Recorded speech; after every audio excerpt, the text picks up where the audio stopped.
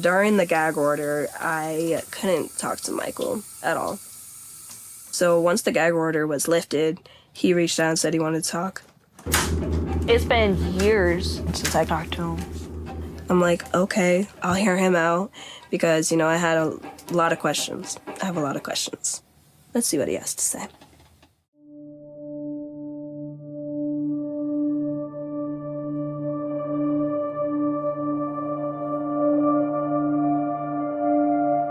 I feel like I have to do this. You know, I feel like I'm compelled to do this. You know, I feel like I have to finish this.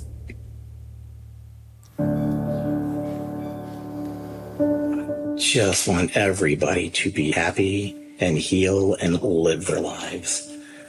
I'm not here to lie. I'm not here to hide. I'm not here to scream. I'm not here to coerce. But in the end, a bad guy wouldn't be here today doing this. I'm not a bad guy.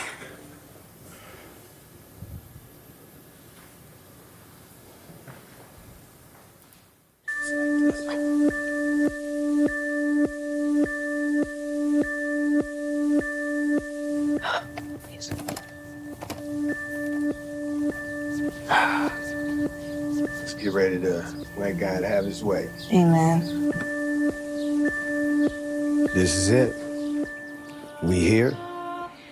He took you to it, he gonna take you through it. That's right. So I want you to go in there and say everything that is on your heart, everything that you have suffered,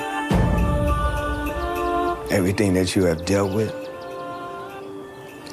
And it's okay to be angry. Be confident, walk in that. Because God's got you, I got you. So I want you to go in there and be not afraid. See the truth. Because that devil is a liar. In the name of Jesus. It was the weirdest moment for reconciliation.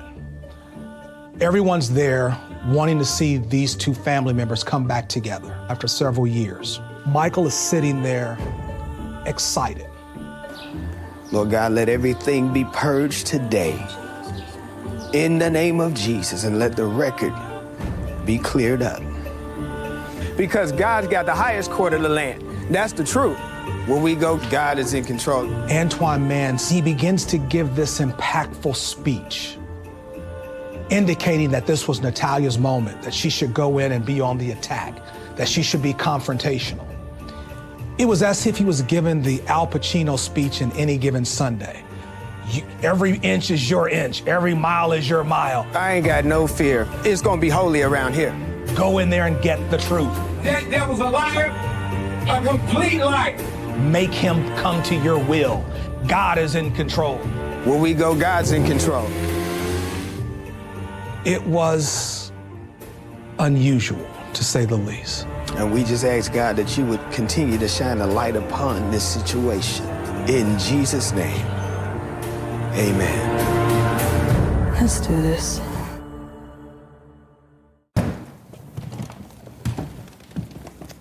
Hi, sir. How are you? How we doing? Okay. Hi.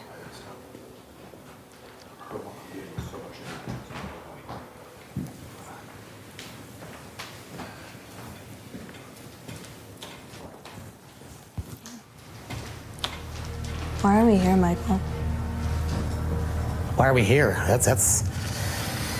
Well, if you're talking philosophically, I can't even say the word right. That's probably something more for the bishop over here. But why are we here? No, like, I want to know. Why did you adopt me in the first place?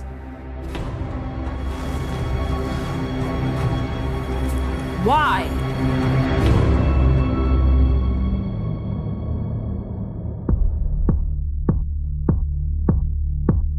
My name is Brandon Davenport, a detective with the Indiana State Police and the primary investigator for the Natalia Barnett case.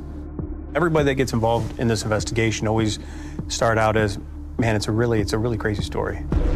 I was first contacted in 2019 by a doctor that had reported a child that came to their facility, and the documents didn't really add up to exactly who they were talking to. She was living with the man's family at the time. This girl who had dwarfism and her ID card, even if it was expired, was saying that she was an adult when she was clearly a child. Natalia deserves her story to be told, truthfully. Natalia deserves justice, but I don't know if justice means that, anybody goes to jail. That's not my place. I'm an investigator, and I just put the facts together. And it's really a very unfair thing that's happened. The lies that were pushed onto her, the world should know that it's not true. She was a child. When it comes to Barnetts, let's talk about their motive. If you're saying that somebody that has money and power and influence and then pretends to be like everything's picture perfect, if they're more than likely to get away with something, there's always that possibility. I really think that every child has a brilliant potential inside of them. And I've been working with many, many children, not just Jacob. And in each one of them, I see this little spark. Michael alleged that Christine thought she had turned Jacob into a genius. And so by adopting a special needs child, she could show that she could do this again. And he alleged that when that didn't turn out just the way that Christine wanted, that's why Natalia didn't really fit into Christine's narrative. Christine was writing a book, which was ultimately called The Spark, about the academic success of her oldest son, Jacob. So here's the timeline regarding the book. The Barnetts adopt Natalia in 2010. Christine signs a book deal in 2011, and the book is published in 2013. So this whole time that Natalia is part of the Barnett household, Christine is really working hard to maintain her image. Now look, we know Christine was no stranger to making money off her kids. She has made a ton off of Jacob. In 2009, Jacob's Place, the daycare center that Christine and Michael ran, made over $100,000. With the Spark, she made at least $500,000 just on the book deal, and then there were donations. That's enough to build an empire. There was also a movie deal in the works. Rosamund Pike was supposed to play Christine. Christine had a web presence of some kind where she was influencing people to pay her amounts of money to have a phone call with her and get some help. Christine's organization was pretty successful very early on. She boasted to a friend about a $60,000 loan and a non-refundable $35,000 payment she received. Do you know how much money Christine Barnett made off the sale of the book? The advance on the book was $600,000. I have no knowledge of any residuals after the fact because we got divorced very soon thereafter. And that $600,000 that she got, did she keep that money? Did a portion of it go towards family funds? Oh, that's hers. I was to support the family. Anything she made was for her. This book that she wrote, there's a fraction of the earnings which were supposed to go to her, and because I'm a pretty big subject of the book. I'm on the cover, so there was a fraction of money that was supposed to go to me, and so she was, trusted with making sure that that money was spent appropriately, and that it was spent. Right? I didn't get a cent of it. It's on the order of $200,000 that was supposed to go to me but didn't. She left him with about $5. To his words, she left me enough money to get a cup of coffee. Who does that? If I were to write a book about my child, there was a large check that was sent to me and sent with the promise that a fraction of it would go to the child, I would absolutely save it for them. And I'd find, part of the criteria for existence is I need to be able to sustain myself. I asked her about it, and then she sort of, she came at me with the excuse of, oh, I used that money so that you could go to school in Canada. And at that point, I just hung up on her. Christine said that adopting me was this mission of love. And never once did I see any love. I feel like it was a mission of like boosting her ego type of thing. I feel like she just wanted people to be like, oh my goodness, like, she's this amazing person. She just adopted a little girl from the Ukraine who has dwarfism and has all these different medical issues and everything like that. You know, she's a great mom for wanting to help somebody, right? In 2019, years after she got rid of Natalia, Christine is reaching out to numerous people soliciting donations to support the international campaign to end the use of seclusion, restraint, physical, and verbal abuse of children with disabilities.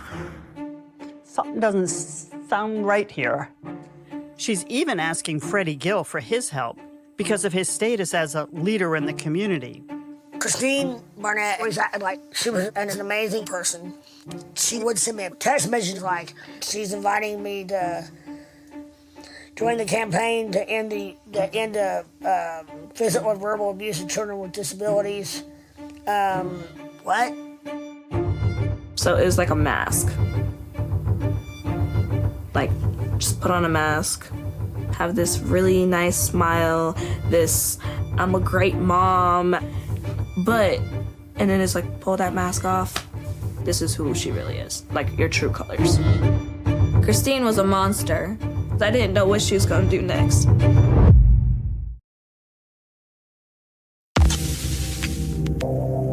Based upon Christine's actions, it certainly appears that she had big plans for Natalia. She wanted her to be the next spark. Christine is going to use Natalia's physical disability to make money, as well as her mental faculties. Maybe she's a genius like Jacob, because Christine made a lot of money off of Jacob, and now it's Natalia's turn.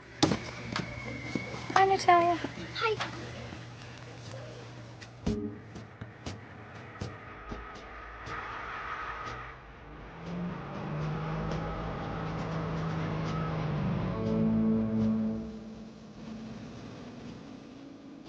When I was first adopted by the Barnetts, I really thought that they were gonna be my family.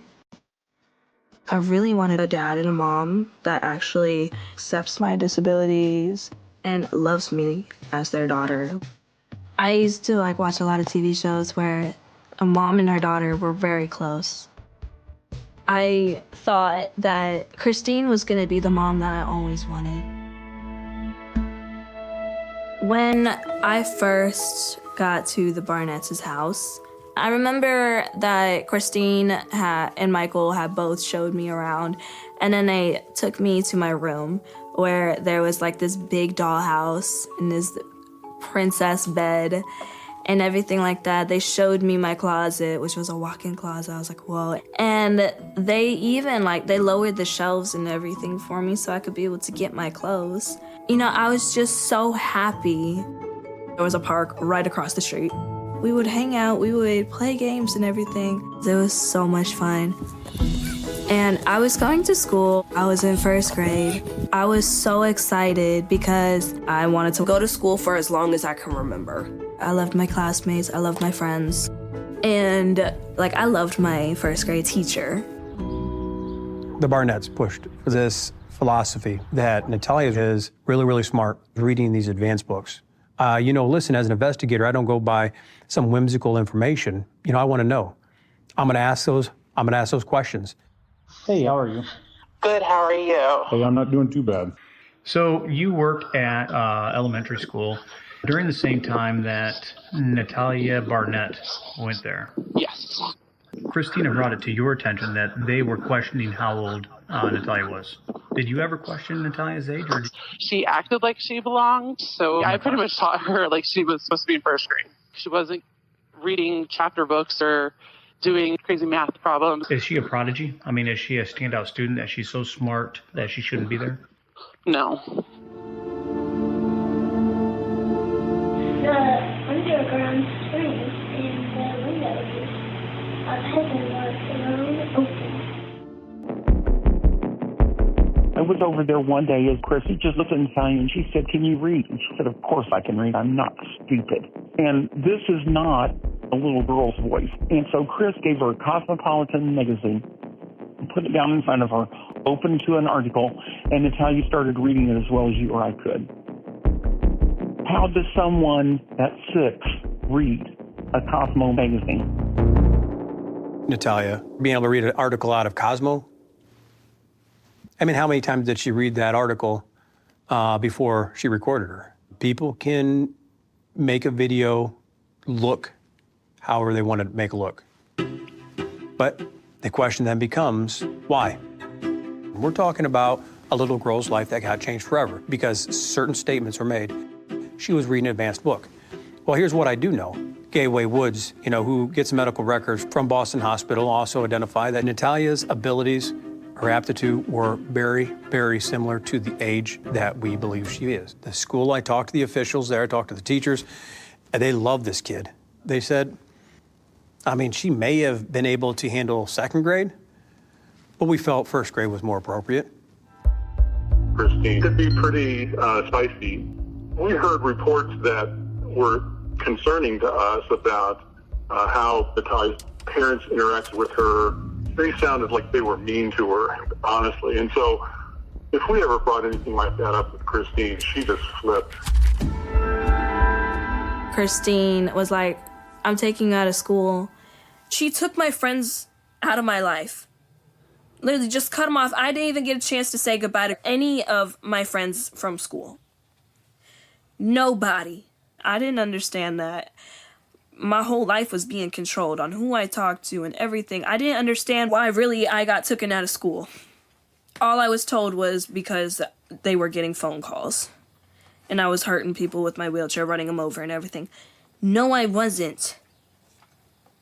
Christine took Natalia out of school to homeschool her at Barnett Academy. This is the same place where Jacob's transcript says he was educated, at Barnett Academy. And Michael filed a police report alleging fraud because Christine passed him in Japanese, and he couldn't speak it, and gave him an A in making spaghetti. I met with Michael Barnett. And, I didn't approach him with the expectation I was going to arrest him. I was investigating this particular issue.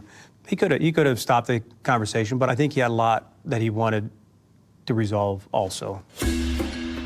Christine, fake Jacobs High School transcript. Arabic, A+. There's not even a single book in this house with an Arabic word in it. Yeah, Jacob's that smart. But you can't just do that.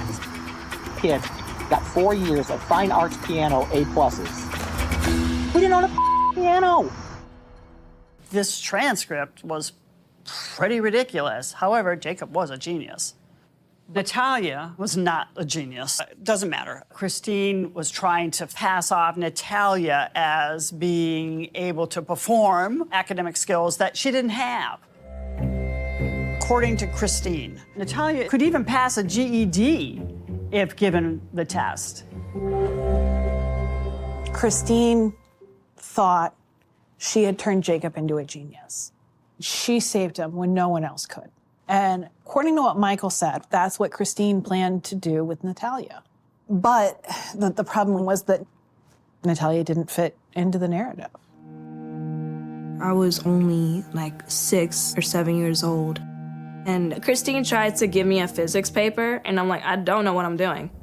What is this? And she's like, I know you know this, and you're gonna do it. And then she walked away. But I was stuck. And I guess she just got so mad because I was telling her, I don't know this. And she pepper sprayed me right in the face. She's like, that's what it's gonna feel like every time that you don't listen. I started rubbing my eyes. She's like, don't do that. It's just gonna make it worse. And she literally would not let me wash it off or anything. She wouldn't help me. All I know is that I want to get this off my eyes. It hurts. But she didn't care that she just pepper sprayed me. She doesn't care that I was crying because it hurts.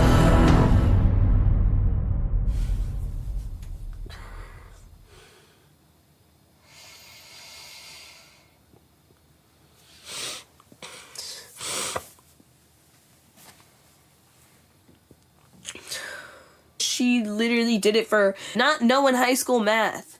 I'm getting pepper sprayed.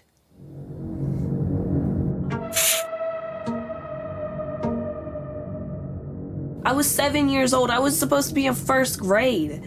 And she took me out of first grade. All I knew was how to be scared. That was my normal. But everything was just about to get even worse.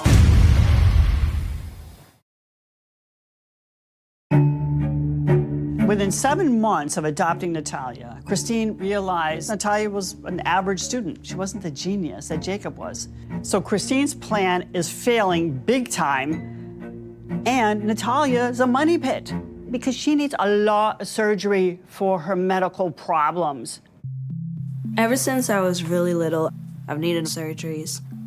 I was with the Barnetts for just a little while. When I had my surgery on my feet, We had her for 6 months. Her feet were locked in place. Her Achilles needed to be, I think, cut and loosened so she can move her foot around. the only thing I remember mostly is just going into like a surgery room because there's like all white, and then getting 2 shots in my arms and I'm out.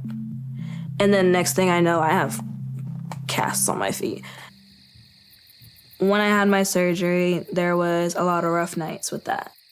And I remember being in so much pain, so I have to take pain medicine or else I can't get rid of it. I always called Christine because, you know, she's my mom. You know, moms are supposed to be able to take care of their kids. Michael was actually the one that gave me my medicine, and then he left. And I was able to go back to sleep after that. I started thinking, if maybe Christine and Michael just didn't want to take care of me when they found out how many surgeries I needed. And the fact that it would have been a long recovery process with all of them. And like maybe she felt like she was gonna be stuck instead of being able to go out there and like show off her son. I mean, everybody that we know that has diastrophic dysplasia has, you know, usually a group of surgeries, you know, probably close to around 5 years old. Actually sooner, as a sometimes baby, sooner now with the as club a baby feet. with the club feet, right? It was clear to them that she needed, you know, lots of surgeries to her lower extremities to straighten them. The Barnetts gave her a surgery on her ankle, but one surgery on an ankle is like a drop in the bucket for what we need. Then, you know, every single thing costs money. Maybe that's part of the problem with the Barnetts, because all of a sudden they start having problems. Are you surprised? I'm not. Like literally, my feet, this one, the way my feet are shaped and the way I walk, especially with my right foot, it twists. So it would literally be like scraping the bottom part of the shoe. And that's why I've had to get special made shoes, because I can't wear normal shoes. They're at least like $30,000. These are my second pair. They last for a pretty long time. I actually had to get these patched up because of how much I use them. Every doctor I've seen, they're like, okay, we're gonna have to do special made this or special made that. I'm like, everything I need has to be special made. Were you ever specifically told by the adoption agencies that Natalia may require surgeries? By the adoption agency, no. You know, I guess like in a sense, they did kind of cause like the pain that I have now, because I couldn't get my surgeries because the doctors didn't know what to do. Like there was just no way. Like they told me, we don't know if we should treat you as a kid or do a treatment as an adult. Like we don't know.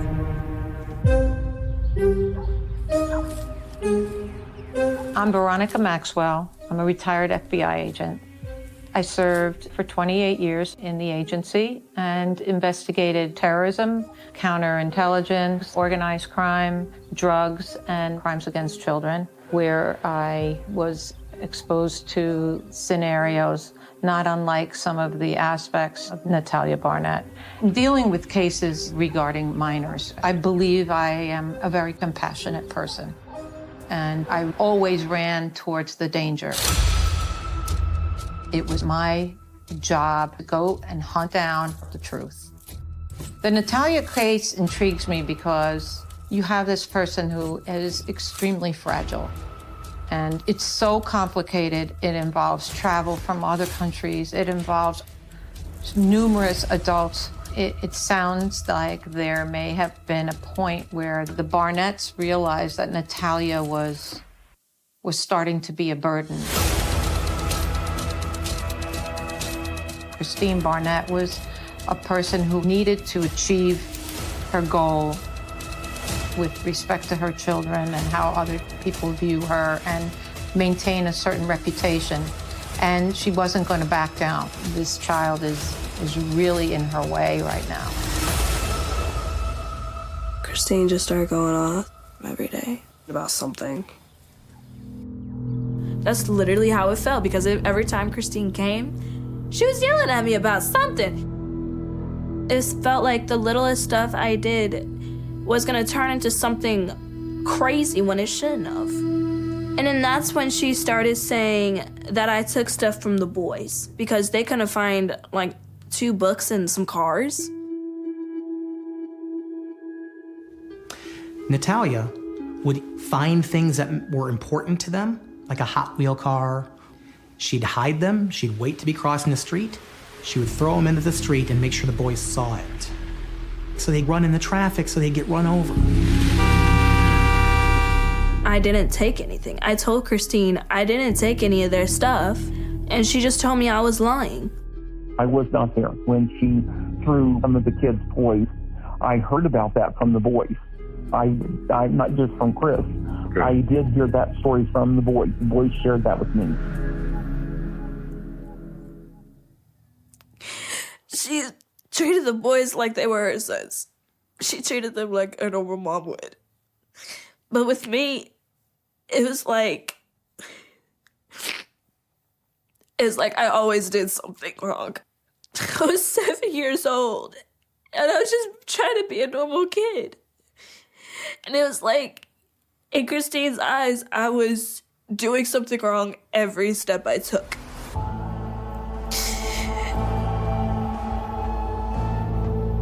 Honestly, I don't even remember if she even said I love you to me. Christine and Natalia are not bonding. They don't like each other. And Natalia is going to cost Christine what seems to be the one thing she cares about most: money.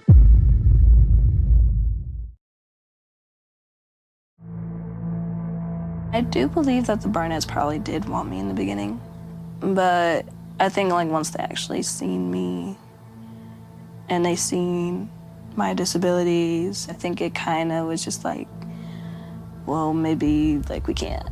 Like maybe we can't. But the thing is though, if you felt like you couldn't, why didn't you send me back? Or maybe even try to find somebody that did want me, and maybe I could have been in a safer place. Instead of trying to feel like, oh, we gotta keep this reputation. This is a little girl with dwarfism who has so many special needs, so, we gotta keep her just so that way people won't be like, hey, why did you send her back? But I think it was because they was just trying to keep a good reputation. Christine's plan is failing. Not only is Natalia not a genius, but she costs a lot. In fact, she's a financial drain on Christine. She's not a genius. She's not the next spark. Christine wants to get rid of Natalia. But we also know she's made $500,000 on her image as supermom. So how is she supposed to get rid of this child she adopted who's disabled and still preserve her image? And so it seems like Natalia is now the invisible daughter, and Christine is trying to erase her from the family. The Spark was being written and published while Natalia was part of the family. The initial drafts talked about the family's adoption of Natalia, but The final book, the ghostwriter, Laura Tucker, she was told to take all mentions of adoption, dwarf or dwarfism, and Natalia out of the book. The final book does not mention Natalia in any way, shape, or form. I do believe that Christine did try to hide me from the world.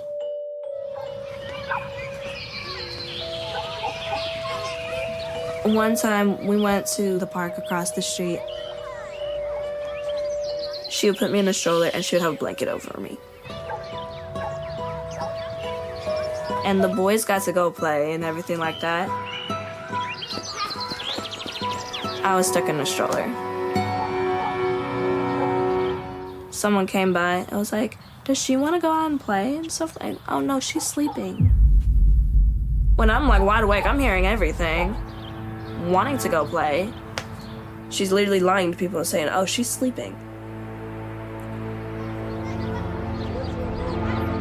She didn't want people to know that I existed. I feel like I was this problem child. She just like flat out hated me. I do not believe Christine should have that title of world's greatest mom, because she was never the world's greatest mom to me. I saw a difference in Christine with Natalia. Her pride that she had for her boys wasn't the same pride that she had for her. I almost feel like she was locking herself in the house with Natalia, trying to fix her, make her what Christine wanted. And Natalia's a stubborn girl. It seems at this point, Christine cannot admit that she's a failure as a parent. Christine was hell-bent on protecting her brand and her business. And when one plan failed, she concocted another one. That's how her mind worked. Christine turned Natalia into a puppet she could control. She needed complete control over everything that Natalia said and did. I don't remember exactly when Christine started trying to make me look like an adult. She just started telling me, you're older than what you're saying. I didn't understand what that meant. And then she was like, you need to start saying that you're 22. I didn't understand why she wanted me to tell people I was 22. The Barnetts were looking for a disabled child to groom a certain way. Christine Barnett appeared to be the primary motivator of the plan to get rid of Natalia. Natalia, in fact, was going to perpetuate the idea that she's older, at the age where she could live independently. This is the best scenario that Christine Barnett could come up with and save face. I have seen a lot of people trying to brainwash their child, to speak their lies for them, to create the illusion that something is real when in fact it's just a made-up story. And the child becomes that story, that fake story. Christine Barnett wants her daughter talking about herself as a 22-year-old. She wants the doctors to hear it. She wants all the authorities to hear the story that she's come up with. And she was going to do whatever it took to break Natalia down. And she had to really employ drastic measures. Everybody thought Christine was this amazing mom who loved having special needs kids, who loved helping people and everything. But they don't know what Christine actually did. Christine was the one that beat me. Michael watched me get beat. Saying 3 times he watched me get beat and didn't do anything.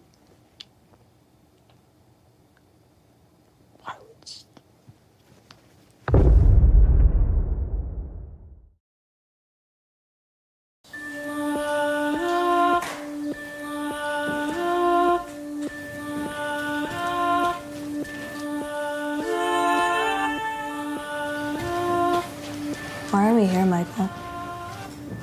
Why are we here? That's.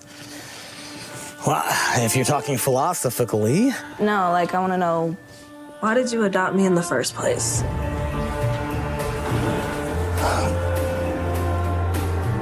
Why? Many of these questions, there's not going to be a single answer to. Look, I've learned recently you and I had the same monster. Christine. And we are here because we both were incredible victims of an otherworldly type of abuse. Okay, first, I'm gonna say, please don't cuss. I'll do my best. I speak in a certain way. I'll do my best. Second, what do you mean by you were a victim? Oh, God. This is all the stuff you don't know. Well, you wanna elaborate? Yeah, I do. You want to give me time to do it? This is not easy.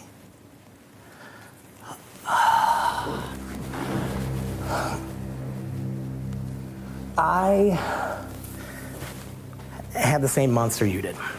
I was exceptionally controlled and put down and threatened, was minimalized. Anything that was who I was ripped from me, and I was guided and instructed to be exactly what she wanted me to be.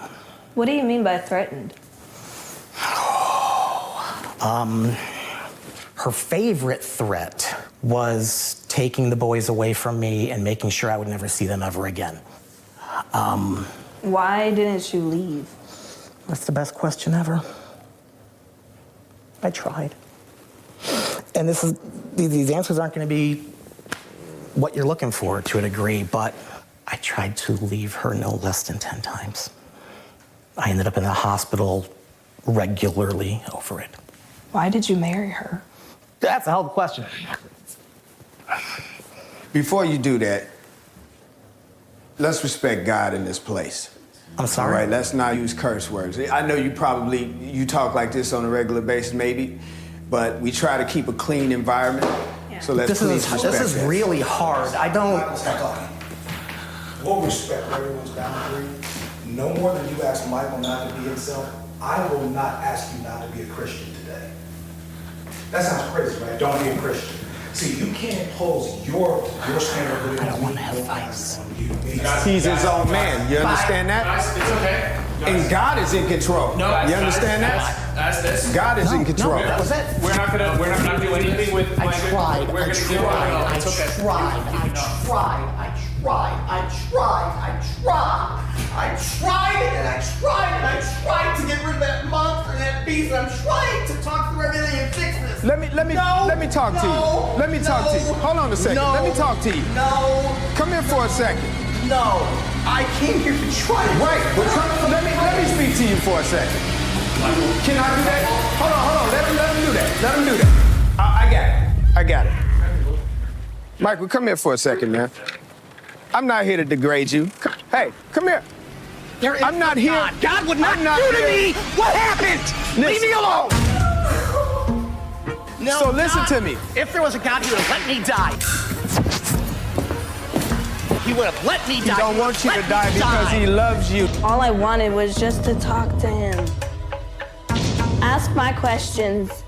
God loves you. Please get away from me. I would like you to get away from me. Step away from me. All right. He shouldn't have talked to my dad that way. All my dad asked was that he didn't cuss. Just have some respect. My dad has the right to ask that. Just like I do. I don't understand.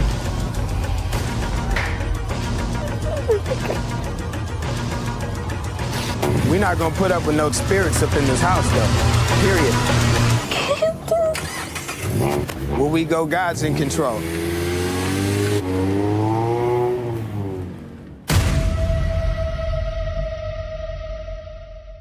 At 2:17 a.m., the desert outside Phoenix was silent in the way only Arizona nights can be, wide, empty, and unforgiving. The kind of silence that doesn't soothe but watches. A patrol officer slowed his cruiser near a dirt access road, headlights slicing across scrub and dust, when something pale caught the beam. Not an animal. Not trash. A shoe. Women's. Lying alone, pointed toward nothing, as if it had been placed there deliberately, like a marker.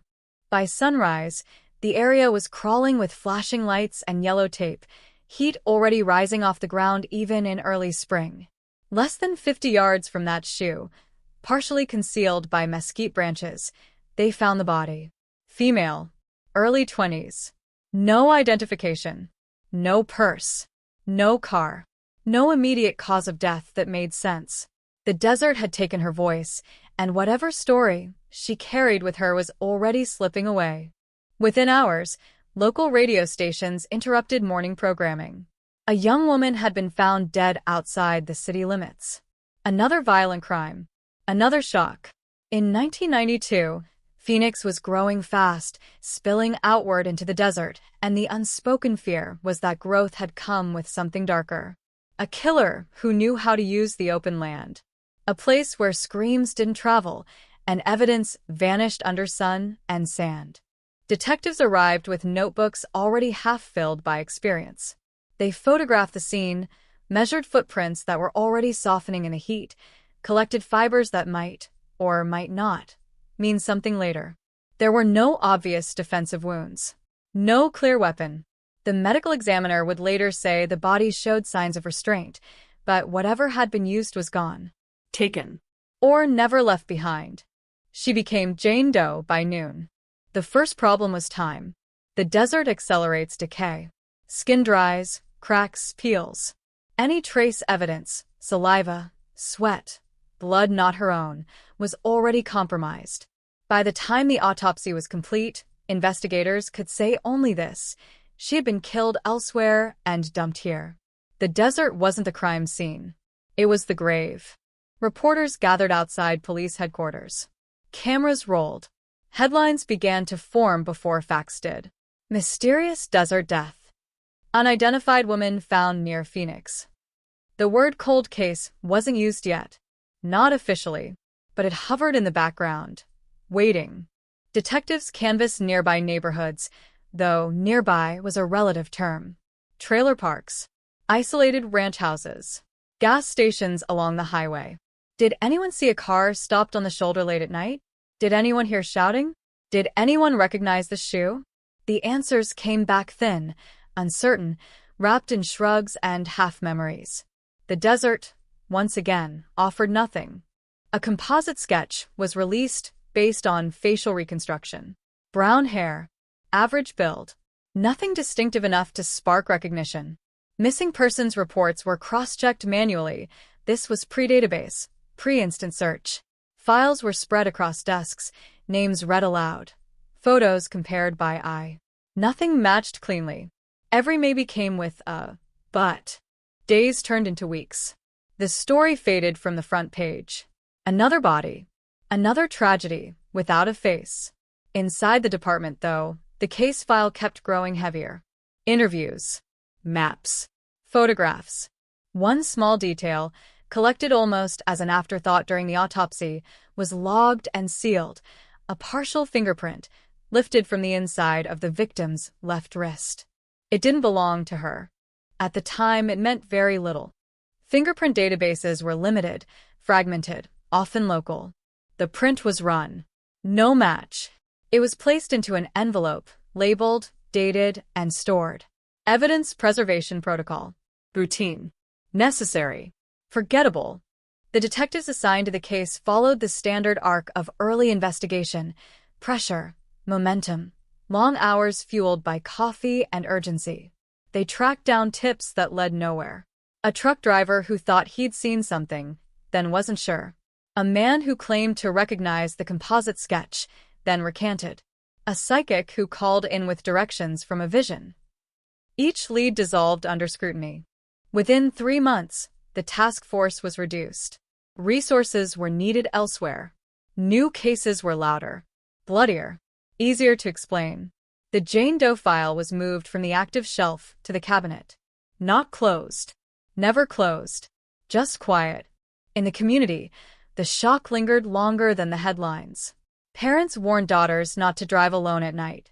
College campuses circulated safety flyers. The desert, once a symbol of openness and escape, became something else entirely, a place where you could disappear completely. Years passed. The city changed. Subdivisions crept closer to where the body had been found. The dirt road was paved. The shoe was gone. The mesquite cut back. What remained was a file, aging in a records room, paper slowly yellowing, photographs curling at the edges. Every few years, a new detective would pull it out. A fresh set of eyes. A renewed sense of obligation. They would read the reports, study the photos, feel that familiar frustration. So close to something. So far from everything. By the late 1990s, the case had acquired a label. Official. Heavy. Cold case. Technology advanced unevenly at first, then rapidly. DNA databases expanded. Fingerprint systems went digital. Old evidence, once considered dead weight, became potential gold. Across the country, departments began reopening files, rerunning prints, retesting samples. Some cases cracked wide open. Arrests were made. Families got answers. In Arizona, the 1992 Jane Doe file was flagged for review. The fingerprint envelope was retrieved. Opened for the first time in years. The print was scanned, enhanced, cleaned up as much as possible. Lines sharpened. Whorls clarified. It was submitted into a newer, broader system, one that reached beyond county lines, beyond state borders. Investigators waited. Days passed. Then weeks. The system returned a response that felt cruelly familiar. No match. The fingerprint once again slipped through the cracks. Belonging to someone who had never been printed. Or someone who had been but under a different name. Or someone who knew exactly how to stay invisible. The case cooled further. Detectives retired. Witnesses moved away or died. The desert kept its secrets. And yet, something about that fingerprint refused to let go. It was too clear to be nothing. Too deliberate. A hand placed there, on skin, long enough to leave an impression. Not accidental. Not incidental. A silent signature, pressed into flesh, then abandoned. By the early 2000s, the story resurfaced briefly in a local anniversary piece. 10 years later, Phoenix Jane Doe still unidentified. The article mentioned the fingerprint, a forgotten detail, a strange clue. Commenters speculated. Amateur sleuths debated. Then the internet moved on. Inside the department, the case was officially listed as inactive. No suspects. No charges. No resolution. But cold cases have a way of breathing on their own. They wait. And somewhere, whether he knew it or not, the owner of that fingerprint was still walking free, leaving no trail strong enough to follow, while an entire community lived with the quiet, unsettling knowledge that one night in 1992, someone vanished into the Arizona desert, and the truth went with them. The file didn't move for nearly 4 years after that second failed fingerprint run. It sat where cold cases usually sit, in the quiet margin of police work, behind fresher crimes, louder crimes, crimes with living victims who could still call the station and ask for updates. Jane Doe could not call. She had no name to remind them she existed. And so the case waited, suspended in administrative limbo, alive only in paperwork and the occasional uneasy thought of a detective who remembered her face. In 2006, the department reorganized. New leadership. New priorities. A small cold case unit was formed, less out of optimism and more out of pressure. The public liked the idea of justice catching up. Grants favored departments willing to reopen the past. And somewhere in a list of unsolved homicides stretching back decades, the Arizona 1992 case resurfaced again, its brief description still maddeningly thin. Unidentified female, dumped in desert, partial fingerprint recovered. The detective who drew the assignment was younger than the case itself. He had grown up hearing stories about the desert girl, the one no one ever figured out. To him, it wasn't old history. It was unfinished business. He started where everyone did, by reading everything. Every report. Every memo. Every margin note left by hands that no longer worked the job. Patterns emerged, not in what was there, but in what wasn't. No documented suspects had ever risen above background noise. No one had been cleared because no one had truly been focused on. He noticed something else. In 1992, several women had gone missing in Maricopa County within a 6-month window. Different circumstances, different last seen locations, different lifestyles. But similarities, too subtle to make headlines back then, now glowed under retrospective light. Late night, isolated roads, no immediate witnesses. The files had never been formally linked, but they whispered to each other from across the years. He requested the missing persons files, spread them across a conference table. Photos stared back, smiling, tired, blurry young. One image stopped him. Not because it was a perfect match to the Jane Doe reconstruction, but because it was close enough to hurt. A woman reported missing 3 weeks before the body was found. Age range matched. Height close. Last seen leaving a bar on the west side of Phoenix. Her case had gone nowhere, too. No body ever identified. No confirmation either way. Dental records were compared. Inconclusive. The body had been exposed too long. Teeth had shifted. Fillings didn't line up cleanly. It was almost another maybe. Enough to keep digging. Not enough to close the loop. The detective tracked down family members. Carefully. Respectfully. He asked questions that reopened wounds long since scarred over. Did she have a tattoo? A scar? A habit of wearing a particular ring? The answers were hesitant, fragmented by time. Grief changes memory. Years distort details. In the end, there was no definitive proof. The family wanted closure, but not the wrong closure. The files stayed open. Attention returned to the fingerprint. By 2010, biometric databases had expanded again. Federal sharing agreements were broader. Old prints from arrests in the 80s and 90s were finally being digitized. The detective submitted the print for a third time. This time, he included a note, manual review requested. He didn't trust automation alone. Not with something this old. Not with something this fragile. The wait stretched on. While he waited, he built a timeline. Where the body was found. Where the missing woman was last seen. Possible routes. Gas stations. Bars. Payphones, still relevant in 1992. He looked at arrest records from that era, men picked up for assault, kidnapping, domestic violence. Names repeated across files. One name surfaced more than once. A construction worker. Lived transiently. Arrested twice in the early 90s for bar fights. Charges dropped both times. Fingerprinted, though. Definitely fingerprinted. The detective flagged the name, but didn't allow himself to believe yet. Cold cases punish hope. He had learned that early. Then the email came. The fingerprint system had produced a hit. Not a full match. A partial correlation. Enough points to justify a closer look. The name attached to the print was the construction worker. Arrested in 1991. Fingerprints on file. The system estimated a high probability match, pending verification. For the first time in nearly 2 decades, the case pulsed with life. The detective printed the report, stared at it longer than necessary, then walked it down the hall to his supervisor. They read it in silence. This was the moment cold case teams live for. The forgotten fingerprint. The long-delayed break. The kind of development that makes headlines scream solved before anyone has checked the fine print. They moved quickly, but cautiously. The man was located living 2 counties away. Older now. Married. No recent criminal record. Employed. On the surface, ordinary. The kind of life that makes past violence harder to imagine and easier to dismiss. An interview was scheduled under the pretense of clearing up an old record discrepancy. When he walked into the station, he didn't look like a monster.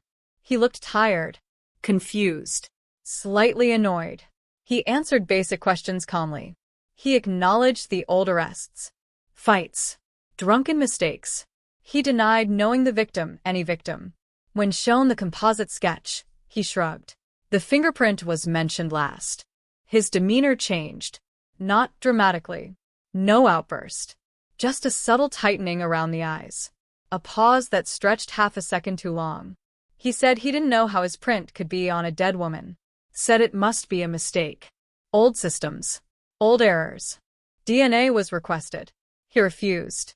That refusal wasn't illegal, but it was telling. Enough to justify surveillance. Enough to reopen old ground. Detectives searched storage units he had rented years earlier. Nothing. They interviewed former coworkers. No one remembered anything useful. They spoke to ex-girlfriends. One described him as controlling. Another said he had a temper when he drank. None could place him with the victim. The fingerprint once again stood alone. Forensic experts reviewed it manually, compared ridge patterns, counted points, argued. Some said it was a match beyond reasonable doubt. Others warned against overconfidence. Partial prints can lie. Pressure, movement, decomposition, all variables that muddy certainty. The prosecutor hesitated. A charge based on a partial fingerprint, no DNA, no eyewitnesses, no identified victim. It was risky. Too risky. A loss in court would bury the case forever. The man was released. Not charged. Not cleared. When the local paper got wind of the development, they ran the headline anyway. Arizona 1992 cold case solved. Forgotten fingerprint leads to arrest. It spread fast. Talk radio buzzed. Online forums erupted. People wanted justice. Wanted names. Wanted an ending. But there was no arrest. No handcuffs. No courtroom. Inside the department, frustration hardened into something heavier. The fingerprint had promised resolution and delivered only more questions.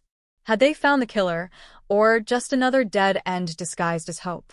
The suspect moved on with his life, now aware that the past was knocking but not breaking down the door. The Jane Doe remained nameless. The detective closed the file at the end of that year, not because it was solved, but because there was nothing left he could legally do. The case slipped back into cold storage, now burdened with a cruel irony, declared solved in public memory, unresolved in reality. And somewhere in Arizona, the desert stayed silent, holding the truth in its heat-baked soil, as the community lived with a story that claimed closure without ever delivering it, and a fingerprint that pointed to a man no court would ever hear accused of murder. The headline never fully went away. It lingered in search results, resurfaced in anniversary retrospectives, echoed in forums where strangers argued over certainty and doubt. Arizona 1992 cold case solved. 3 words that carried weight, authority, finality. And yet inside the department, those words were never spoken aloud. They felt dishonest, dangerous, because nothing corrodes a case faster than the illusion that it has ended. Years passed again, quieter this time. The detective who had pushed hardest eventually transferred out of the unit. New cases demanded new energy. The Jane Doe file returned to its familiar state, inactive but not forgotten. It had become one of those cases everyone knew about but no one wanted to touch, heavy with expectation and thin on options. Then, in 2015, something shifted, not in the file, but in the culture of investigation itself. Across the country, cold cases were being resurrected by something that had barely existed in 1992, genetic genealogy. Not fingerprints. Not criminal databases. Family trees. Distant cousins. DNA left behind not to identify a suspect directly, but to trace bloodlines backward until a name appeared where a mystery once lived. It was controversial, expensive, powerful. Arizona took notice. The Jane Doe case was flagged yet again, this time for a different reason. Not the fingerprint, the body itself. Advances in DNA recovery meant that even severely degraded samples, bone fragments, tooth pulp, hair roots, could sometimes yield usable profiles. The medical examiner's office still had preserved material, carefully catalogued decades earlier with no idea it might one day speak again. The sample was sent to a private lab.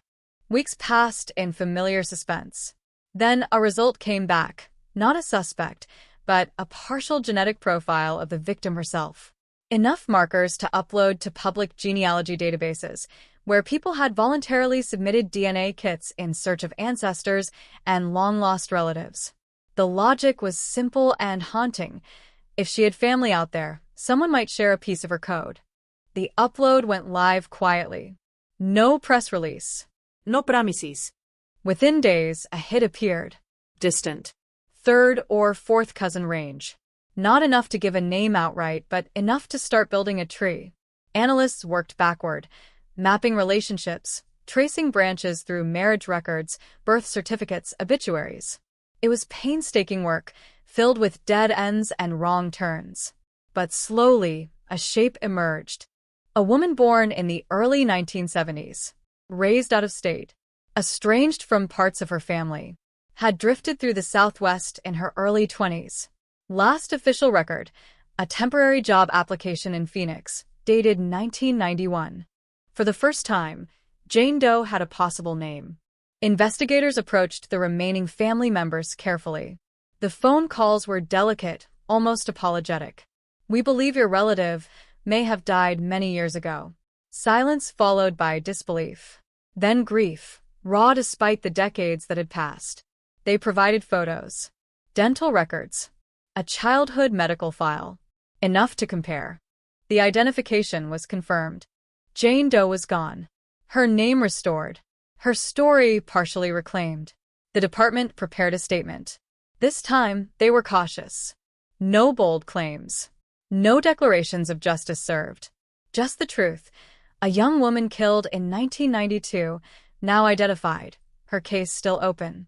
But identification brings pressure. Names demand answers. Attention snapped back to the suspect tied to the fingerprint. His name re-entered conversations, now spoken aloud instead of hinted at. The public remembered him vaguely from the earlier headline. To many, he was already guilty. To investigators, he was still just a man whose past brushed against a crime without ever fully intersecting it. With the victim identified, detectives reconstructed her final weeks. Where she stayed, who she knew, bars she frequented, jobs she worked briefly. One name surfaced repeatedly, not the fingerprint suspect, but another man. Older, charismatic, known for offering rides, known for helping, until help became leverage. Witnesses from that time were tracked down again. Memories, once foggy, sharpened when paired with a real name. One woman recalled seeing the victim argue with a man in a parking lot. Another remembered her mentioning someone who made her uncomfortable but paid for drinks. Descriptions varied. None were precise enough to be definitive. Faces blur after 20 years. The fingerprint suspect was interviewed again. This time, the tone shifted. The victim had a name now. A history. A life. He denied knowing her. Denied ever meeting her. When confronted with a timeline of her movements, he listened silently, then repeated the same sentence he had used years earlier. "I don't know how my print got there." DNA was requested again. This time, under more pressure. This time, with public eyes watching. He still refused. The prosecutor revisited the file, with fresh context. A named victim strengthened the narrative. But evidence is not narrative. Evidence is math. And the math still didn't work cleanly. The fingerprint was partial. The location ambiguous. The alternative suspect lacked physical ties to the body. No DNA connected anyone to the crime scene. The case teetered on the edge of possibility and collapse. Then, another blow landed quietly. The fingerprint expert who had originally supported the match came forward with concerns. New standards. New methodologies. What once seemed like a high-confidence correlation now fell into a gray area. Not wrong. Not right. Just uncertain. Enough uncertainty to dismantle the foundation of any prosecution. The forgotten fingerprint, the symbol of hope, began to erode. Public reaction was swift and bitter. Online discussions turned accusatory. Some blamed police incompetence. Others insisted the suspect was being protected. Conspiracy theories flourished in the absence of closure. The victim's family watched helplessly as their loved one's story became a battleground of opinions. Inside the department, morale sank. They had given the case everything modern policing could offer: technology, time, resources, and still stood empty-handed. The desert had not yielded its truth. It had merely allowed pieces of it to surface before sinking back into silence. By 2018, the investigation slowed again. Not officially closed. Never closed. But the energy faded. Leads dried up. Witnesses aged further. The alternative suspect died of natural causes before he could ever be conclusively questioned. Another door shut forever. The fingerprint suspect remained alive, untouched by the law, living under the weight of suspicion but beyond the reach of proof. Every so often, his name would reappear in a tip. Nothing actionable. Nothing new. The victim's grave now bore her real name. Flowers appeared on anniversaries. The family visited, standing in the Arizona heat, staring at a date that marked the end of a life and the beginning of a mystery that refused to resolve. The case file grew thicker, but no clearer. Identification had brought humanity back into the story, but it had not brought justice. If anything, it had sharpened the pain, transforming an abstract tragedy into a deeply personal wound that could not heal. And so the Arizona 1992 case settled into its final, most uncomfortable form, not unsolved because it had been ignored, but unsolved despite every attempt to solve it. A case with a name. A case with suspects. A case with a fingerprint that promised certainty and delivered only doubt. In the end, what remained was not an answer, but an echo, a reminder that some crimes resist resolution, that technology can illuminate without absolving, and that the desert, vast and patient, still keeps at least one truth buried beneath its endless, watching sky. Time did what it always does to unresolved violence. It thinned the noise but sharpened the edges. By the time the case reached its 25th year, it no longer lived in headlines or task force meetings. It lived in footnotes. In training seminars where instructors warned young detectives about confirmation bias. In quiet conversations between veterans who remembered how close it once felt and how far away it still was. The victim's name was now known, etched into records and stone, but the circumstances of her death remained disturbingly fluid. Investigators revisited the desert site with fresh eyes, not because they expected to find new evidence, but because landscapes remember things people forget. Satellite imagery showed how the area had changed since 1992, new roads, scraped earth, utility lines cutting through what had once been open scrub. Somewhere beneath that development lay traces that would never be recovered, pressed into soil and erased by progress. A new detective took custody of the file, inheriting decades of frustration in a single cardboard box. He approached it methodically, stripping away assumptions, treating every fact as provisional. He noticed how often the investigation had orbited the fingerprint, as if gravity itself pulled every theory back to that one partial impression. He wondered aloud what would happen if it were wrong. Not misleading. Not planted. Simply wrong. He built a parallel timeline that excluded the fingerprint entirely. In that version of events, the victim's last days came into sharper focus. She had been transient by circumstance, not choice. Short-term jobs, borrowed couches, nights that blurred together under neon lights. She knew how to survive. She knew how to say no. Which made the circumstances of her disappearance more troubling, not less. Someone had either earned her trust quickly or overpowered her decisively.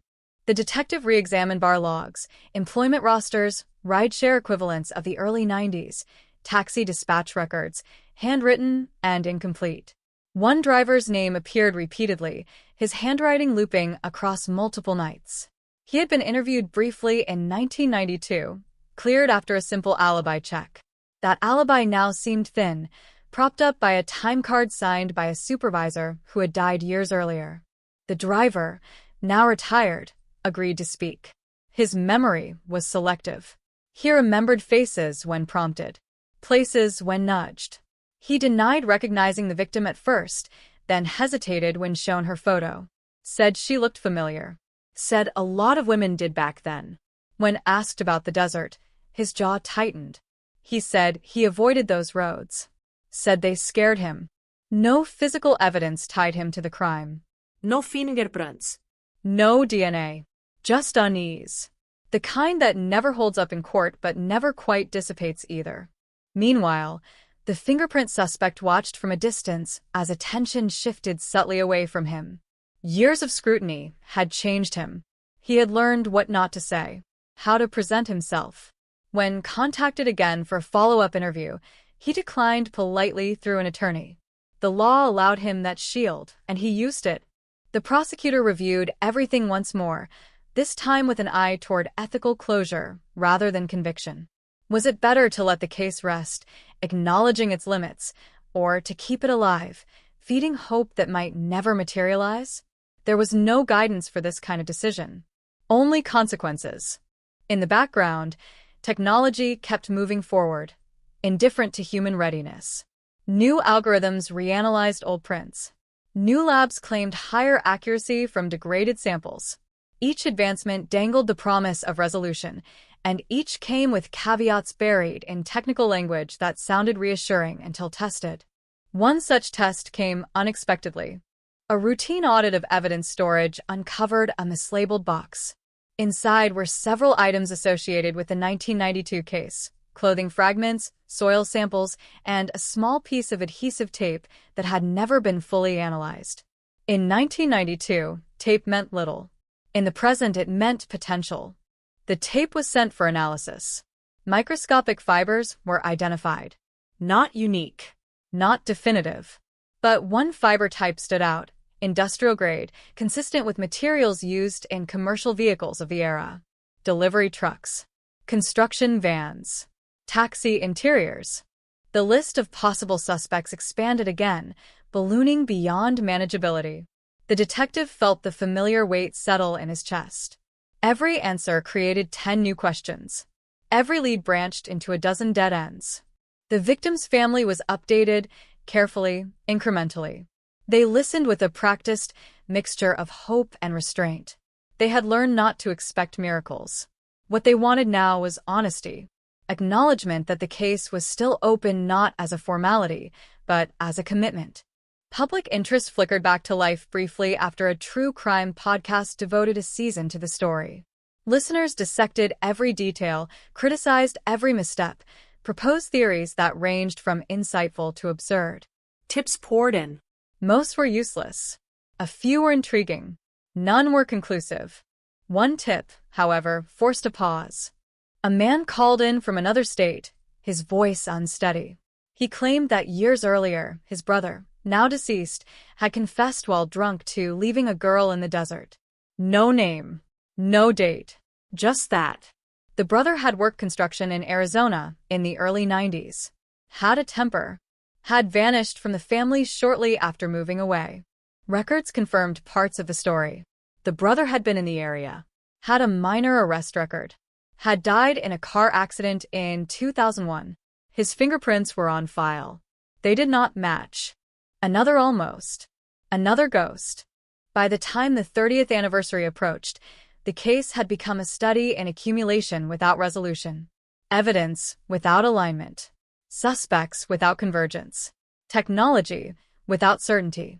The detective stood one evening in the evidence room, surrounded by shelves that held other names, other failures. He realized something unsettling. The case had not been unsolved because of a single missing piece, but because too many pieces existed without a way to fit them together. The truth, if it were there at all, was buried not by neglect, but by complexity. The desert had not erased the crime. Time had layered it. When the anniversary came, the department released a brief statement. No promises. No speculation. Just a reaffirmation. The case remained open. Tips were still welcome. The family still deserved answers. The words felt small against the weight of 30 years.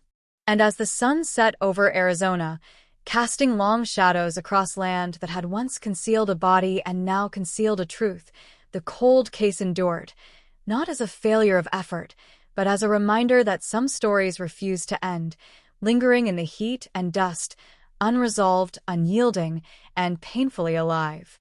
By the time the case crossed into its 4th decade, it no longer belonged solely to the department. It had seeped into the city's collective memory, warped by retelling, sharpened by rumor. Ask 10 people about the Arizona 1992 case, and you would hear 10 different versions. Some insisted the killer had been identified and protected, others believed the truth was lost with the evidence, and a few claimed the desert itself was the murderer, swallowing people whole without explanation. the reality was less poetic and far more disturbing. The truth was fractured, scattered across years, locked inside people who either could not or would not speak. Inside the cold case unit, the file was opened again not because of hope, but because of obligation. A routine review schedule demanded it. Boxes were pulled, digital files reopened, notes reread, and in that repetition, something subtle began to emerge. Not a new suspect, but a pattern of absence. Certain names appeared repeatedly in peripheral roles and then vanished from scrutiny altogether, as if the investigation had brushed against them and then instinctively looked away. One name, in particular, kept resurfacing in margins. Not bolded, not highlighted, just there. A man who worked night security at multiple properties in the early 90s. Parking lots, strip malls, construction sites, places where people passed through and were rarely remembered. He had been interviewed once briefly because his patrol route intersected with the victim's last known location. He had provided an alibi based on a logbook he filled out himself. At the time, that had been enough. The detective requested the original logbook. It no longer existed, destroyed in a routine purge years earlier. Digital backups were incomplete. What remained were photocopies of a few pages attached to the original report.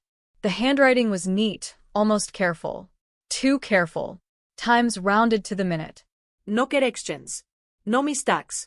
It read less like a real-time record and more like something reconstructed after the fact. The man was located living quietly in a retirement community. Health declining. Memory selective. When questioned, he remembered the job in broad strokes but not specific nights. He denied ever meeting the victim. Denied ever seeing her. When shown her photo, he studied it longer than expected, then said only that she looked familiar, like someone you might see anywhere. The interview ended without incident. No contradictions. No confession. Just the lingering sense that something had brushed past again, close enough to feel but not close enough to grab. At the same time, forensic review of the adhesive tape continued. New equipment identified trace compounds consistent with a specific cleaning solvent commonly used in fleet vehicles in the early 1990s. It narrowed the field slightly, but not enough. The solvent had been everywhere back then. Another clue that pointed in every direction and nowhere at once. The fingerprint resurfaced once more, not as evidence, but as controversy. A national review of historical fingerprint misidentifications prompted internal audits across departments. The Arizona case was flagged. Independent experts were brought in. Their conclusion was devastating in its restraint. The fingerprint could neither be conclusively matched nor conclusively excluded. It existed in limbo, no longer a pillar, not yet discarded. For years, the case had been built around that print. Now it hovered, unsupported, threatening to collapse whatever structure remained. The victim's family asked the question no one wanted to answer. If the fingerprint isn't reliable, what do we actually have? The answer was uncomfortable. Circumstantial timelines. Witness recollections warped by time. Environmental evidence degraded beyond certainty. Suspects connected by proximity, not proof. It was a case held together by persistence rather than strength. Then, without warning, something unexpected happened. A former inmate contacted the department from out of state. He had no obvious connection to the victim. No direct knowledge of the case. What he had, he claimed, was a conversation overheard decades earlier in a county jail. Two men talking late at night. One bragging. One listening. The story was vague, but a phrase stood out. The desert doesn't talk. The speaker had described a woman, a struggle, a drive that felt endless. The inmate provided a name. Not the fingerprint suspect. Not the security guard. Someone else entirely. The man had died in prison in the late 90s. Convicted of an unrelated violent offense. His records were pulled. He had been in Arizona in 1992. Had access to a vehicle. Had a history of assault. His fingerprints were on file. They did not match the print from the victim's wrist. Another wall. Investigators felt the familiar oscillation between momentum and collapse. Every new lead raised heart rates before flattening them again. It wasn't apathy that threatened the case now. It was exhaustion. Publicly, the story had shifted tone. The early promise of resolution had curdled into cynicism. Online, people accused the department of chasing ghosts. Others accused them of ignoring obvious suspects. The victim's name was invoked repeatedly, sometimes respectfully, sometimes recklessly, as if speaking it enough times might summon the truth. The detective leading the review wrote in a private memo that the case had reached maximum information saturation. There was nothing left to uncover using conventional means. Any breakthrough would have to come from outside the system, from a confession, a deathbed admission, a forgotten letter, something unprompted and uncontrollable. Cold cases often end that way, if they end at all. The desert entered the story again when a severe drought exposed areas that had been inaccessible for years. Investigators briefly considered the possibility of secondary evidence. Items discarded, buried, lost. Searches were conducted. Nothing surfaced. The land gave nothing back. As the review cycle closed, the file was returned to storage once more. Not closed. Not resolved. Simply paused. Again. The victim's family marked another anniversary. Candles. Photos. Silence. They had learned to live with questions instead of answers, but the weight never lessened. Each year without resolution felt less like distance from the crime and more like proof of its permanence. The Arizona 1992 case remained suspended between certainty and speculation, its details eroded by time, but its impact undiminished. The fingerprint that once promised justice had become a symbol of how fragile truth can be when pressed into imperfect systems. And somewhere, whether alive or long gone, the person responsible for that night in the desert remained unnamed, untouched, carried forward only by the consequences of an act that refused to fade. The case endured, not because it was solvable, but because letting it die felt like another kind of violence, one the living could not justify committing. What lingered after the fifth reopening was not hope, but tension, the kind that hums beneath the surface of a place long after the sirens stop. By now, the case had become institutional memory, passed down less through files than through tone. Younger detectives spoke of it carefully, like a warning. Veterans spoke of it quietly, like regret. Everyone agreed on one thing. If the truth ever surfaced, it would not come from another lab result or another database query. It would come from a human crack. And cracks, inevitably, appear with age. In 2021, a call came in from a hospice facility on the outskirts of Tucson. A nurse reported that a patient had been asking repeatedly to speak with police. Not agitated, not confused, just insistent. The man was in his late 70s. Advanced cancer. Days, maybe weeks left. When asked what he wanted to talk about, he said only this. Something I heard a long time ago. About a girl in the desert. The file was pulled again. 2 detectives made the drive south, not expecting much.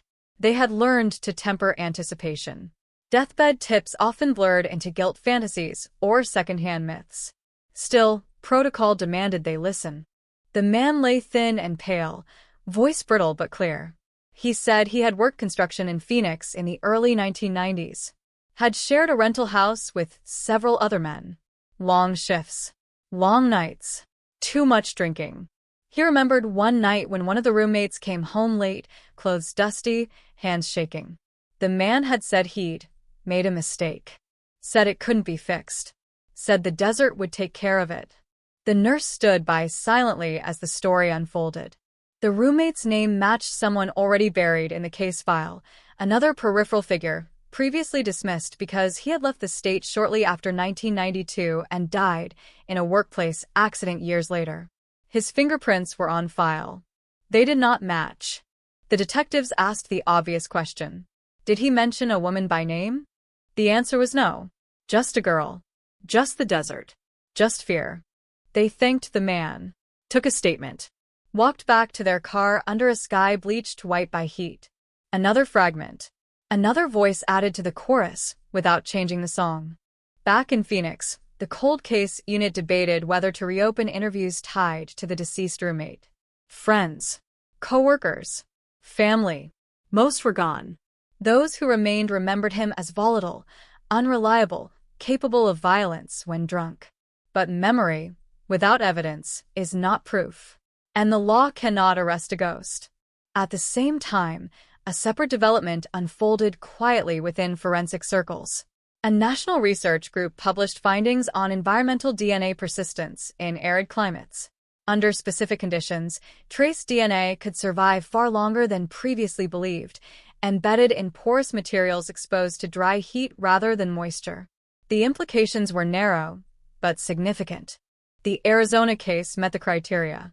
The adhesive tape fragment, still preserved, was sent yet again for testing, this time to look not for full profiles, but for touch DNA fragments embedded deep within the adhesive matrix. The process was invasive, risky.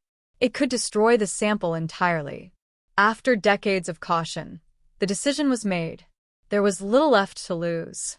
Weeks later, the lab returned its findings.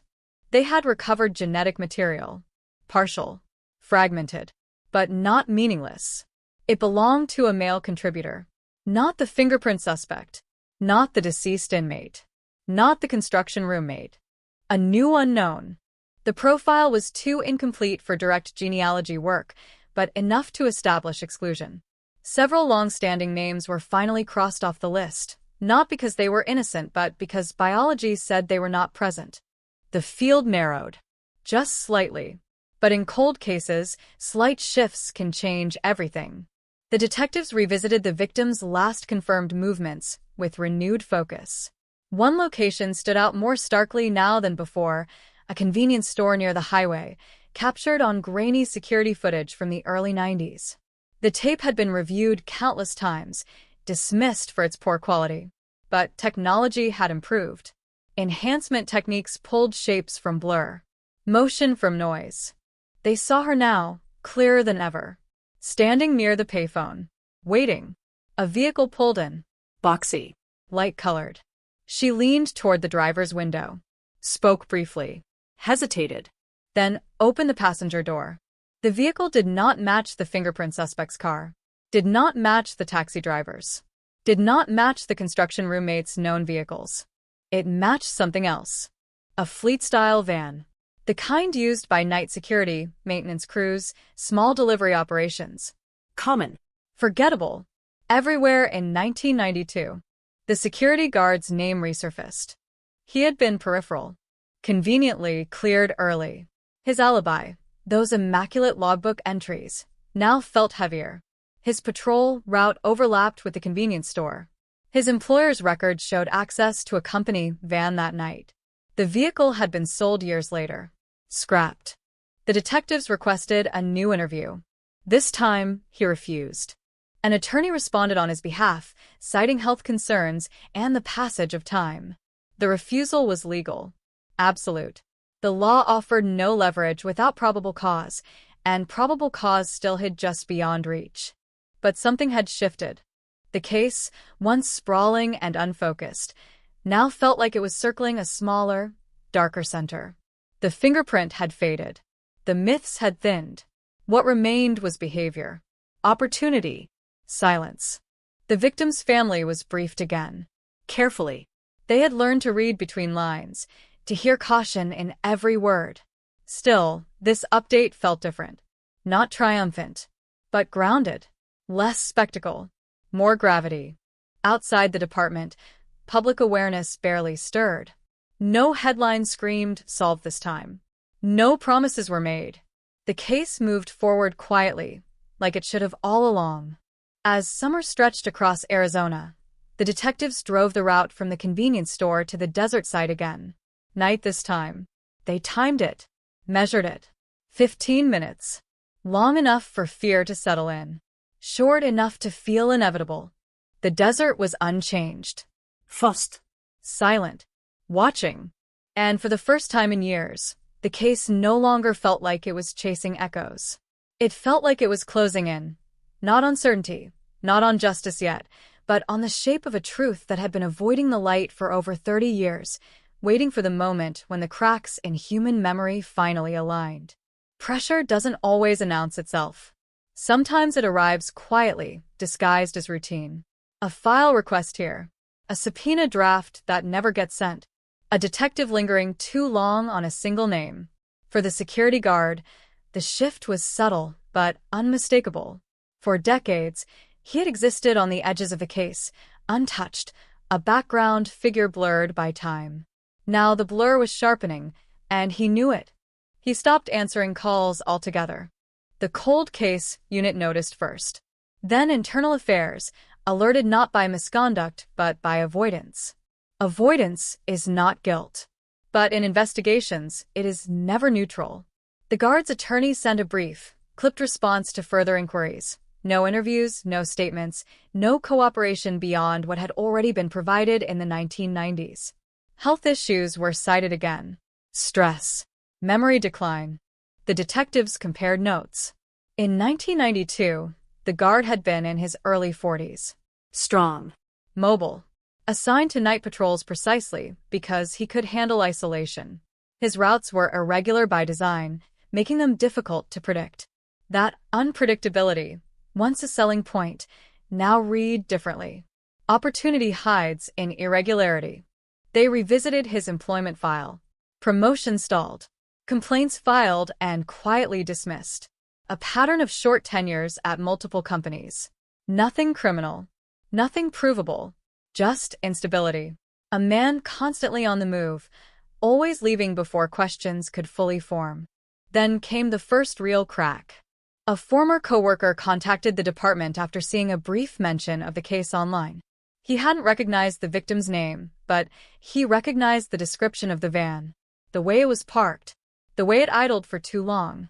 He remembered a night in early '92 when the guard returned late, unusually late, claiming a route issue. He remembered the smell. Not alcohol. Something sharper. Chemical. Cleaning solvent. At the time, it had meant nothing. The co-worker's statement was not evidence, but it was context. And context, layered carefully, can create momentum. Investigators sought records from the security company. Most were gone. Mergers, bankruptcies, purges.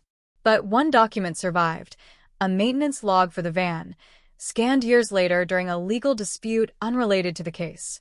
The log showed an unscheduled interior cleaning shortly after the estimated date of the murder. No explanation given. No supervisor signature. The detectives stared at the date longer than necessary. They consulted the lab again. The solvent trace from the adhesive tape-matched products commonly used by security firms to clean vehicle interiors in the early 90s. Not unique. Not conclusive. But no longer coincidental. Still, none of it crossed the threshold. Suspicion does not equal probable cause. The law demands more. The security guard's health deteriorated rapidly that year. Hospitalizations, assisted care. The window, already narrow, began to close. Detectives debated strategy. Push now and risk nothing. Or wait and risk everything. They chose patience, not out of mercy, but necessity. Then the phone rang. A social worker assigned to the guard's care reported something unusual. During a routine assessment, he had asked if they were still looking for him. Asked if the desert had given anything back. When pressed, he shut down completely, retreating into silence. The social worker, trained to recognize fear more than guilt, felt compelled to report it. The statement was documented. Carefully. Neutrally. It joined the file as another fragment. The guard's attorney responded immediately, accusing the department of harassment. Threatening legal action. The pressure pushed back. Hard. Inside the unit, debate turned heated. Some argued they were chasing shadows again, repeating old mistakes, letting narrative outrun evidence. Others insisted this was different, not because of one piece, but because of how many pieces now pointed in the same direction without ever touching.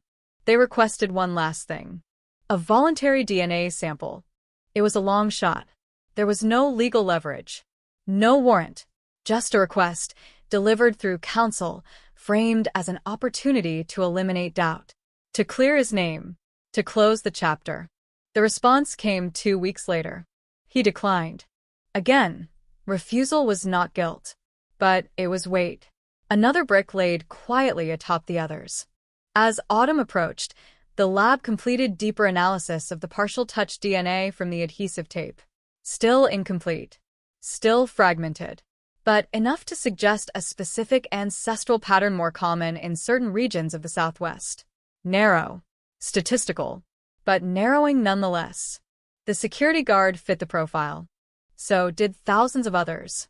The detectives faced the uncomfortable truth that they might never reach the standard the law required. The man could die tomorrow, taking whatever he knew or didn't with him.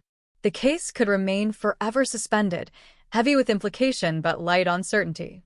The victim's family was informed again, this time with a tone that carried finality. Not resolution, but acceptance of limits. They listened, asked fewer questions than before. They had learned what answers felt like when they weren't coming. One evening, alone in the office, the lead detective listened again to the original radio recordings from 1992. The crackle of static, the calm urgency of voices describing a shoe in the desert. He realized that the case had never really moved forward.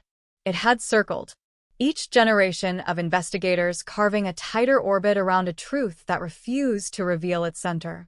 The desert had not hidden the crime perfectly. It had simply waited. As winter settled over Arizona, the security guard slipped further into illness, further from questioning. The file remained open on paper and unresolved in reality. No arrest, no charges, no courtroom closure. Just a convergence of silence, behavior, opportunity, and fear. Enough to haunt, never enough to convict. And somewhere between what could be proven and what could be felt, the Arizona 1992 cold case hovered, suspended in that narrow, brutal space where justice wants to exist, but the law will not let it breathe. Silence, in the end, became the loudest evidence of all. By early spring, the security guard no longer spoke much at all. Medical records described cognitive decline. Doctors used careful language, memory impairment, confusion, disorientation, but the detectives heard something else between the lines. Time was erasing him the same way it had eroded the case, grain by grain, detail by detail, until only impressions remained. The cold case unit faced a reality they had avoided for years. If the truth was going to surface, it would not come from interrogation or warrants. It would come, if at all, from unguarded moments, from slips, from fear losing its discipline. They waited.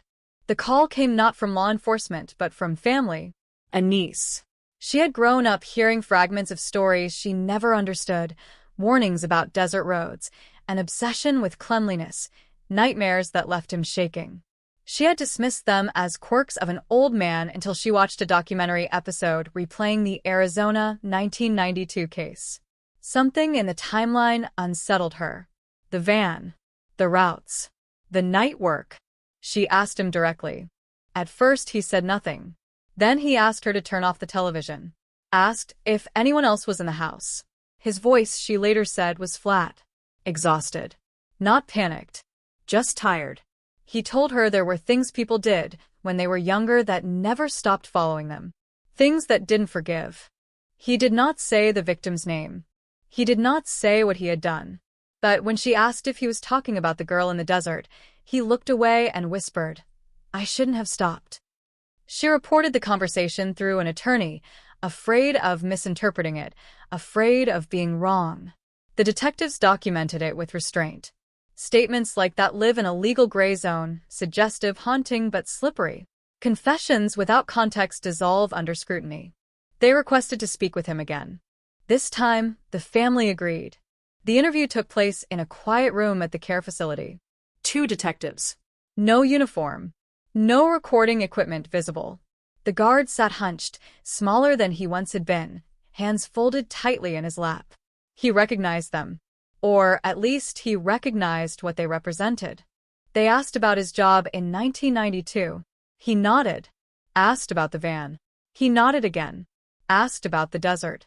His breathing changed. They did not accuse. They did not confront. They let silence do the work. After a long pause, he said he had picked her up because she asked for help. Said she was scared. Said she trusted him because of the uniform. Said the road was dark. said things got out of control. The words came without structure, without detail, like fragments of a dream breaking apart as soon as they were spoken. Then he stopped.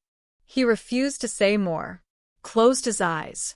The interview ended not with a confession, but with an absence, an outline where certainty should have been. The detectives left with nothing they could use in court and everything they would carry forever.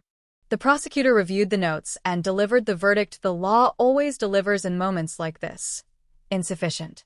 The statements were unrecorded. The subject was mentally compromised. No specifics tied the admission to the crime beyond implication. Any charge would collapse instantly. The case could not move forward. The family of the victim was informed privately. This time, there was no pretense. No careful optimism. Just the truth as it existed. The investigation had reached its human limit. There would be no arrest. No trial. No official resolution. The victim's family grieved in a way they had not before, not for uncertainty, but for a truth they could feel without ever holding. Closure, they realized, was not a door that would open. It was something they would have to build themselves from fragments. Publicly, the department said little. A brief update, carefully worded. The case remained open, but no further investigative steps were planned. The headline that once promised justice now read like an accusation against reality itself. The security guard died 3 months later. No charges. No confession on record. No final words that could be weighed and measured. Just memories, statements, and silences that would never be tested under oath. The desert did not give anything back. In the end, the Arizona 1992 case did not resolve with sirens or courtroom scenes. It resolved in a quiet room, in a whisper, in a look away from the truth rather than toward it. It resolved in the space between what could be proven and what could be known.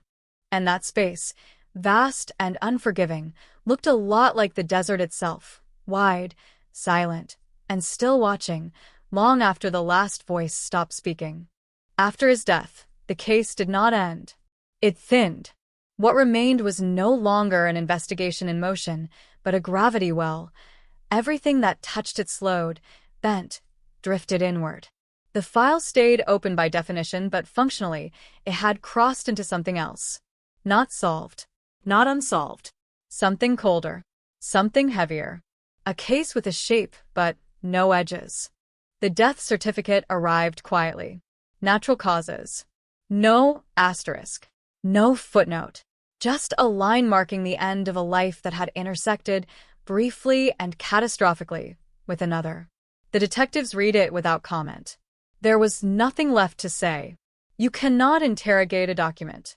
Still, protocol demanded one last pass. They returned to the interview notes. The niece's statement. The hospice conversation.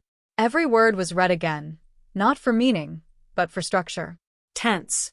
Pronouns. Distance. I shouldn't have stopped. Not I killed her. Not I hurt her. A sentence shaped like regret, not confession. Powerful. Useless. The prosecutor closed his copy of the file and slid it back across the table. The message was unspoken but absolute. The law had reached its end. Anything further would not be justice. It would be theater. The department faced a decision that never makes headlines. How do you label a case like this? Administratively unresolved. Investigatively exhausted. Morally charged. They debated language the way surgeons debate incisions, carefully, precisely, knowing the wrong cut would cause more harm than healing. In the end, they chose silence. No press conference. No dramatic announcement. Just a quiet update to internal status, inactive, pending new information. Outside the building, the world kept moving. New crimes. New victims. New urgency. But the Arizona 1992 case did not fade the way others did. It resisted obscurity. True crime communities kept it alive, dissecting transcripts, freezing frames from the enhanced security footage, debating the meaning of a single sentence spoken decades too late. Some insisted the guard had confessed.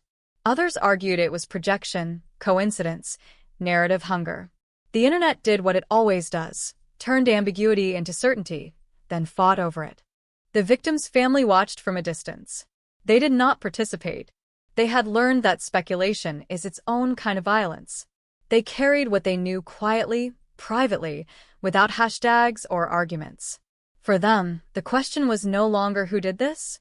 It was what do we do with what we now believe. They visited the desert once more. Not the exact site, development had erased it, but close enough. The land still looked endless, still looked empty. They stood together without speaking, letting the wind do what words could not. There was no sense of confrontation, just acknowledgement. This was where everything changed. This was where the story stopped giving answers.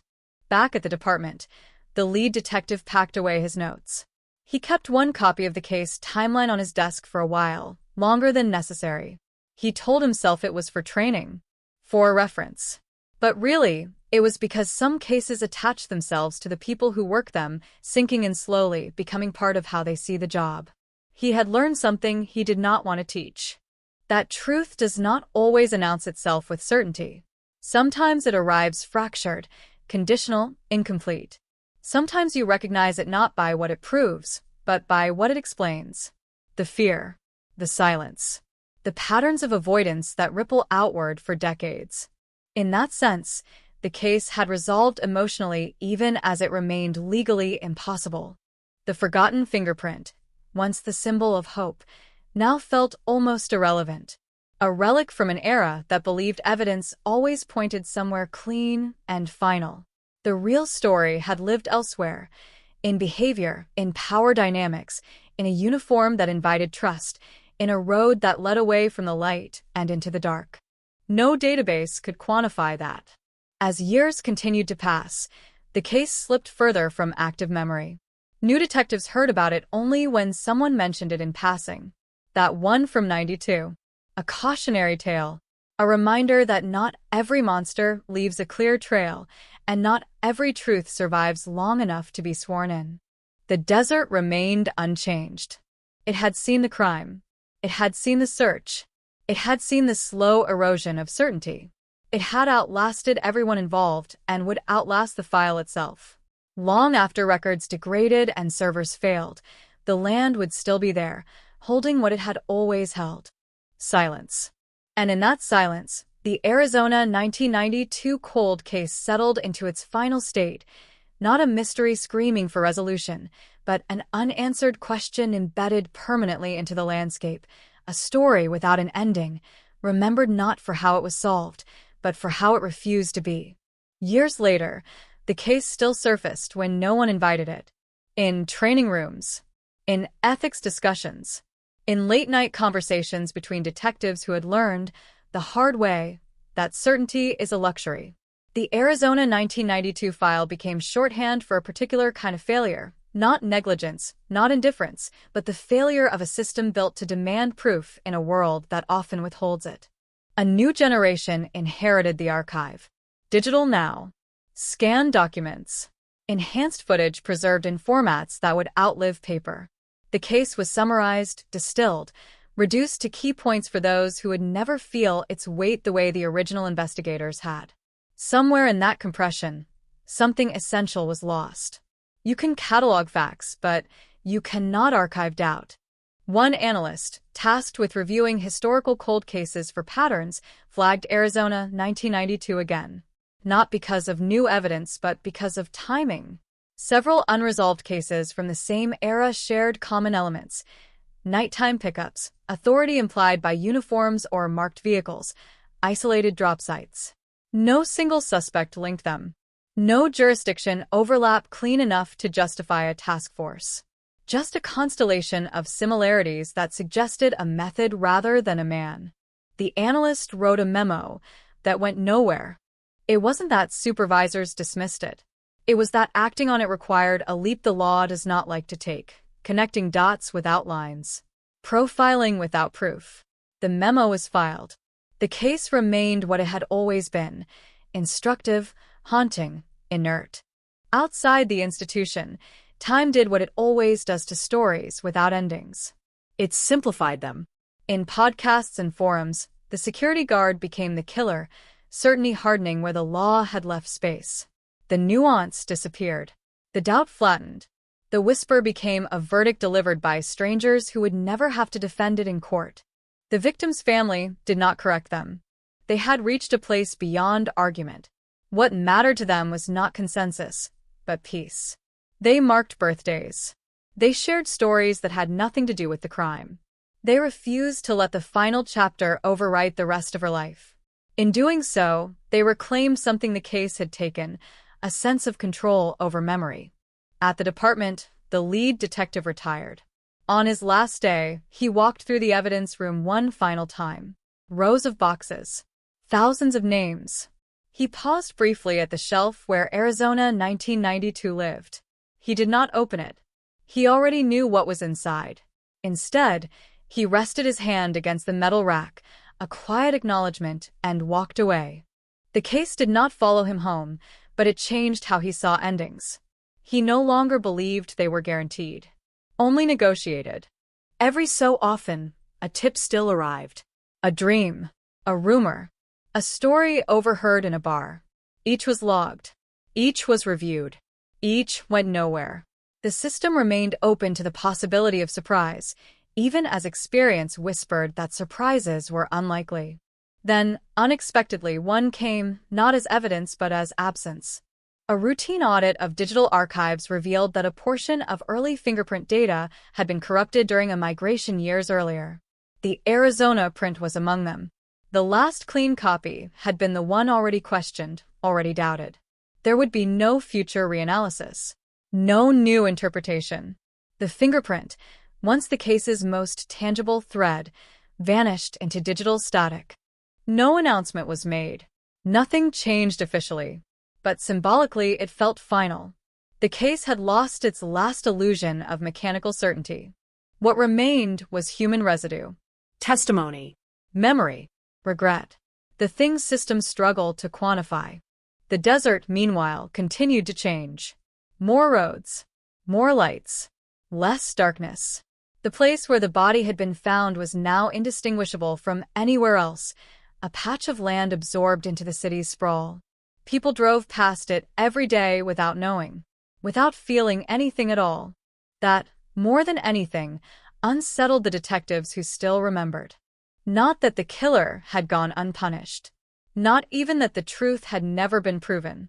But that the place itself no longer marked the event. That geography, like memory, eventually erases.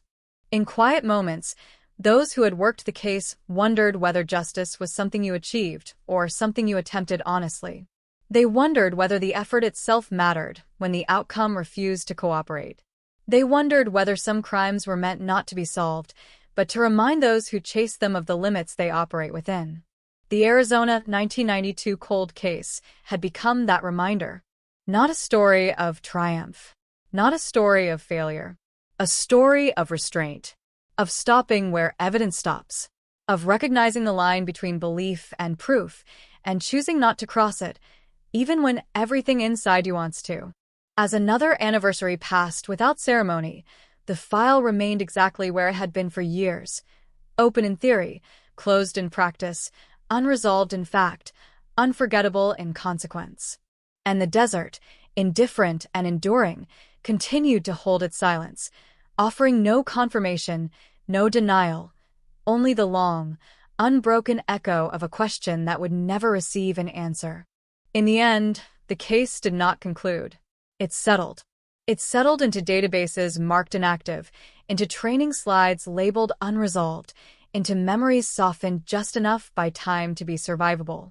It settled into the lives of the people who had touched it, detectives, family members, witnesses, each carrying a different fragment of the same weight. No single ending, no final page, just a slow, collective acceptance that some stories do not resolve. They persist.